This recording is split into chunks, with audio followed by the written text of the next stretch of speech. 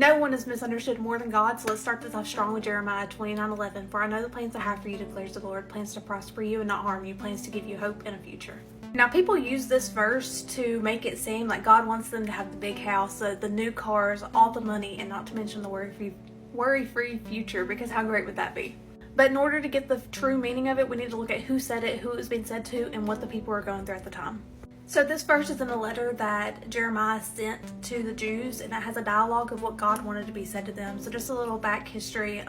The Jews were under the Egyptian rule, and then the Babylonian empires, and then they were carried in exile from Jerusalem to Babylon.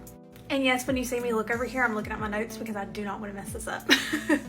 But to put what I just said in other words, they were under control from their enemies and then forced to leave their home and start over in another country, which is absolutely terrifying to think about. But at the beginning of this letter that Jeremiah sent to them, God told them to build houses, plant gardens, eat the food, and just start a life there, start families. He also tells them to be wary of if anybody comes and tries to tell them anything different from this letter, to not believe them because they are false prophets.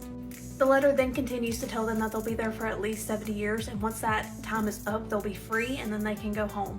But you know how we just talked about a false prophet? So if we backtrack a little bit and go back to chapter 28, there was a false prophet that told them it would only be 2 years.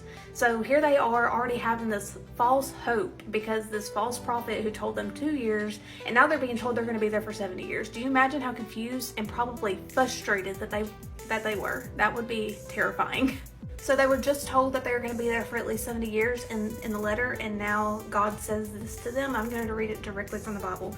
So it says, For I know the plans I have for you, declares the Lord, plans to prosper you and not harm you, plans to give you hope and a future. You will call to me and come and pray to me, and I will listen to you. You will seek me and find me when you search me with your whole heart. I will be found by you. This is the Lord's declaration. This was God telling them that He had plans to prosper them in the midst of what they were going through, even though they were hoping for an immediate rescue.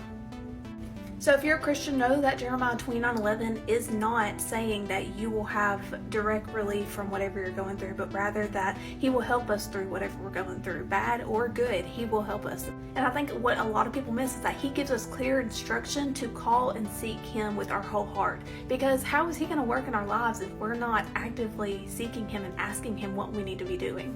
And that's it for today. So thank y'all for sticking with me. The next one will be up tomorrow.